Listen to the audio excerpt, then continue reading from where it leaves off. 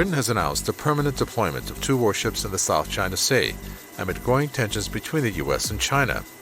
Britain's Defense Secretary Ben Wallace said the UK will permanently assign 2 ships in the region by the end of this year. He made the announcement in a joint press conference with his Japanese counterpart in Tokyo on Tuesday. Following on from the strike group's inaugural deployment, the United Kingdom will permanently assign 2 ships in the region from later this year, as well as contributing a littoral response group in the coming years to come. Japan is a close ally of the U.S., and it hosts the biggest concentration of U.S. military forces outside of the U.S., including ships, aircraft, and troops. The deployment would be after a strike group consisting of UK's Queen Elizabeth aircraft carrier and escort ships sailed through the waters in the South China Sea in September. The Queen Elizabeth is being escorted by 2 destroyers, 2 frigates, 2 support vessels, and ships from the U.S. and the Netherlands. It will come to Japan through the South China Sea, parts of which are claimed by China and Southeast Asian countries, with stops in India, Singapore, and South Korea.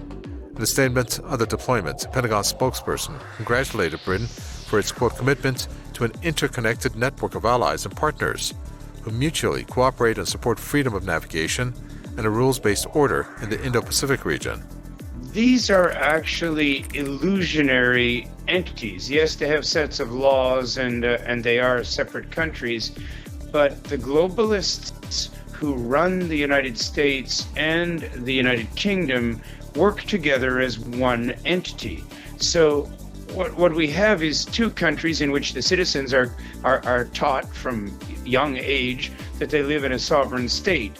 But in fact, the 2 countries of the UK and the US are both under the basic control of a globalist elite. The South China Sea is a gateway to major sea routes, through which about $3.4 trillion worth of trade passes each year. China claims sovereignty over much of the strategic waterway, and has, since 2014, built artificial islands on reefs and installed military bases on them.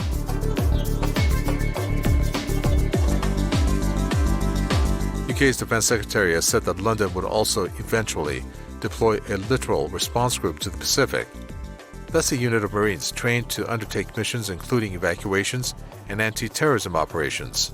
The UK and the United States function as one entity, especially when they have a common target, which in this time is China and in a secondary level, Iran.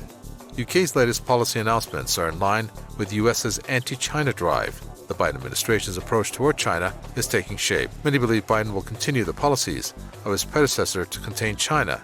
While the US has seemingly reduced its involvement in West Asia, the American military has sought to refocus its attention on preparing for a conflict with its major rivals, China and Russia, which it considers to be major competition in the insatiable U.S. quest for power and influence.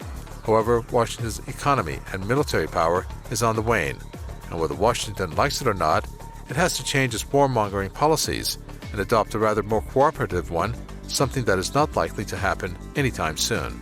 The United States runs what is typically called a protection racket.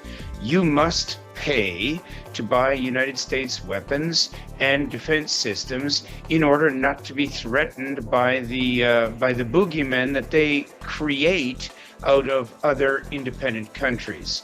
So the United States is always leaning on its so-called allies because in effect, with the exception of England, with the exception of the UK, all of the other countries are military protectorates or socio-economic and military colonies of the United States.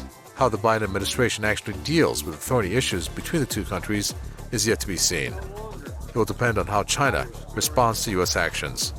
Given the strong negative public sentiments towards each other and their increasingly divergent domestic political practices, a truly benign strategic competition still remains difficult, if not impossible, to achieve.